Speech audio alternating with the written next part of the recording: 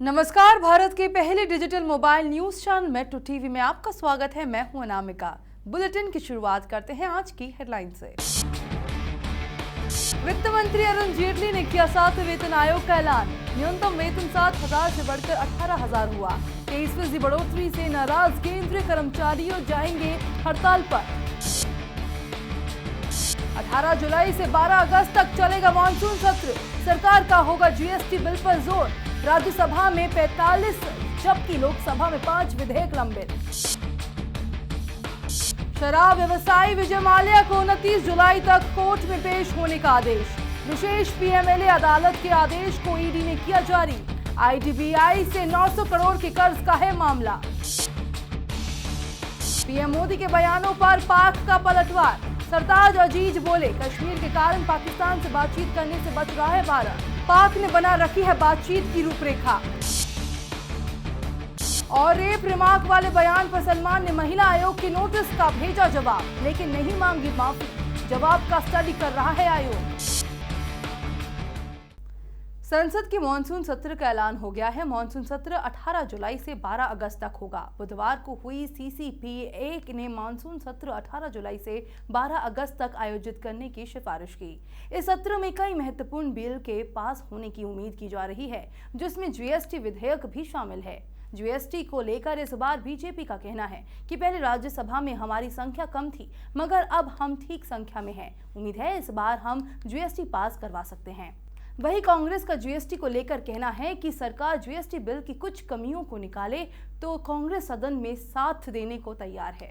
दिल्ली के मुख्यमंत्री अरविंद केजरीवाल के गुजरात दौरे को लेकर बुधवार को अहमदाबाद में आम आदमी पार्टी की ओर से फैलाए गए झूठ को पकड़ा गया है।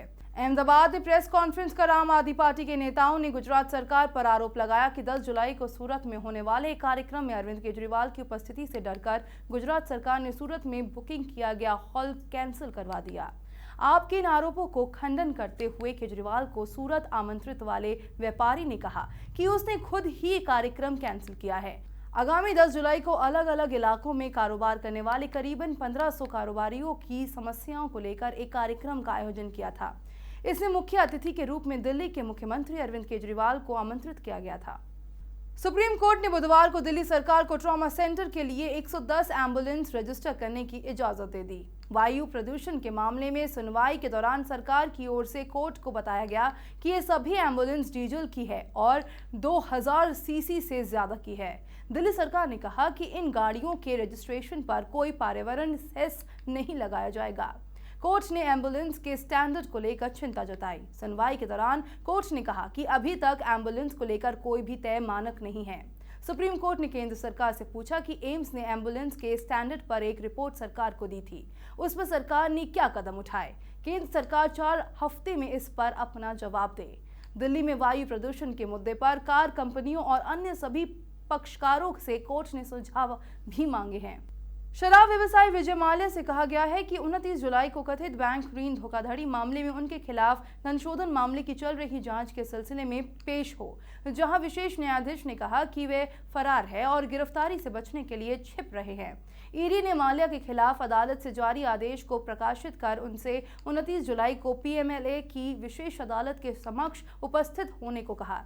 विशेष पीएमएलए अदालत ने 14 जून को ईडी के आग्रह पर अपराध दंड संहिता की धारा 82 के तहत जारी किया, जो आईडीबीआई किंगफिशर एयरलाइन के 900 करोड़ रुपए के कर्ज के मामले में उनकी भूमिका की जांच कर रहा है। केंद्रीय कर्मचारियों की सैलरी में 23% तक के इजाफे को मोदी कैबिनेट की मंजूरी मिल गई है। बुधवार को प्रधानमंत्री नरेंद्र मोदी की अध्यक्षता में हुई बैठक में 7वें वेतन आयोग की सिफारिशों को स्वीकार कर लिया गया। नया वेतनमान 1 जनवरी 2016 से लागू होगा, यानी सभी केंद्रीय कर्मचारियों को 6 महीने का एरियर भी मिलेगा।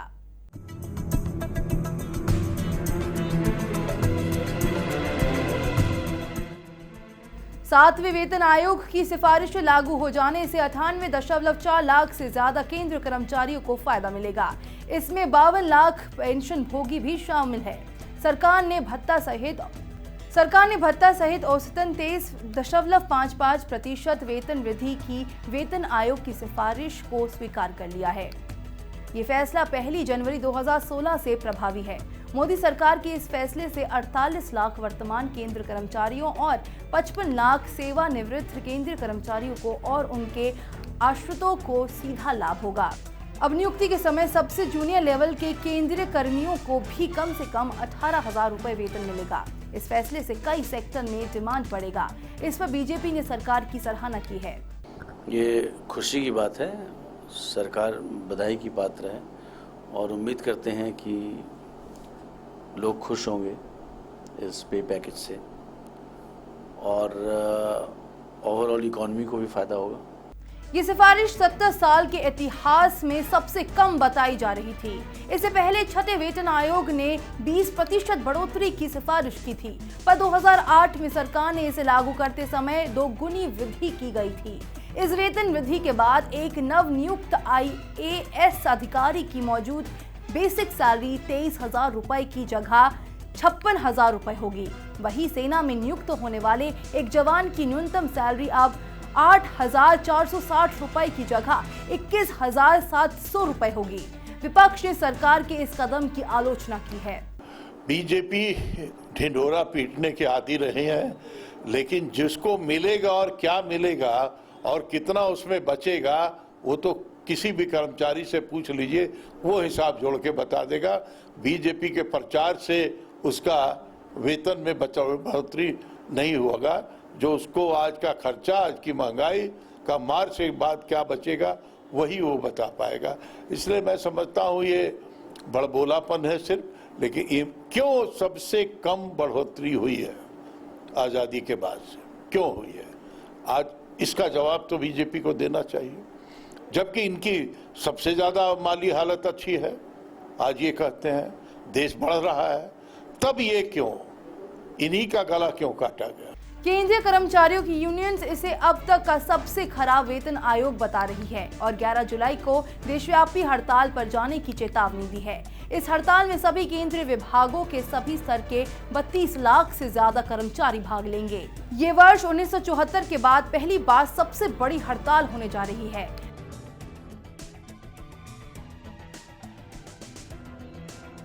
बिहार के मुजफ्फरपुर व्यवहार न्यायालय में प्रधानमंत्री नरेंद्र मोदी के खिलाफ मुकदमा दर्ज किया गया है। मुख्य न्यायिक दंडाधिकारी के यहां पीएम मोदी के खिलाफ राष्ट्रध्वज के अपमान का मुकदमा दर्ज कराया गया है। जिले के पोखरिया गांव के रहने वाले प्रकाश कुमार ने अंतर्राष्ट्रीय योग दिवस के दिन प्रधानमंत्री द्वारा तिरंगे के अपमान करने का मुकदमा दर्ज कराया है। प्रकाश कुमार ने कोर्ट में शिकायत की है कि उस दिन प्रधानमंत्री ने तिरंगे जैसे एक कपड़े का प्रयोग किया और उस कपड़े से बार बार वह अपने हाथ और मुंह को साफ कर रहे थे।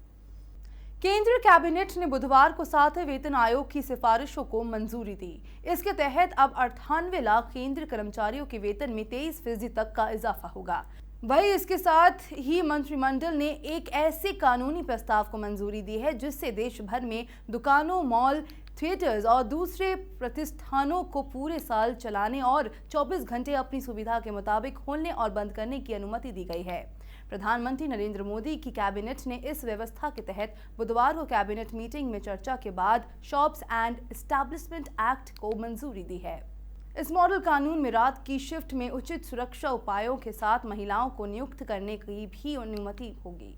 केंद्रीय कर्मचारियों की यूनियन 7वें वेतन आयोग को अब तक का सबसे खराब वेतन आयोग बता रही है। सभी केंद्रीय विभागों के कर्मचारियों को मिलाकर बने national joint council of action के संयोजक शिव गोपाल मिश्रा कहते हैं कि इस वेतन आयोग के खिलाफ हमने पहले ही आपत्ति जाहिर की थी।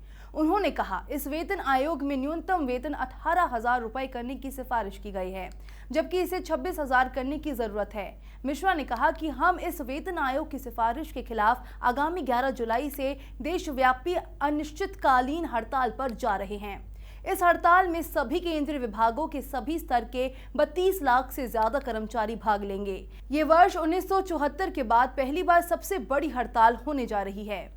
प्रधानमंत्री नवाज शरीफ के विदेश मामलों के सलाहकार सरताज अजीज ने कहा है कि कश्मीर और अन्य मुद्दों पर बातचीत से बचने के लिए भारत पाकिस्तान के साथ शांति वार्ता करने से बच रहा है। उन्होंने कहा कि पाकिस्तान बातचीत करने से नहीं बच रहा है। टेलीविजन पर प्रसारित प्रधानमंत्री नरेंद्र मोदी के साक्षात्कार के दौरान उनकी टिप्पणी पर प्रतिक्रिया देते हुए अजीज ने कहा, दरअसल भारत बातचीत करने से बच रहा है क्योंकि उसे पता है कि उसको कश्मीर और अन्य मुद्दों पर वार्ता मंच पर चर्चा करनी होगी। उन्होंने कहा, प्रधानमंत्री का तर्क समझ से परे है। अजीज ने कहा, हमारे पास भारत के साथ विस्तृत और संयोजित बातचीत की रूपरेखा है जिसमें लोगों के बीच आपसी संपर्क, वीजा और मछुआरों के मामले, व्यापार और आर्थिक सहयोग, कश्मीर, सियाचिन और सरक्रिक शामिल है।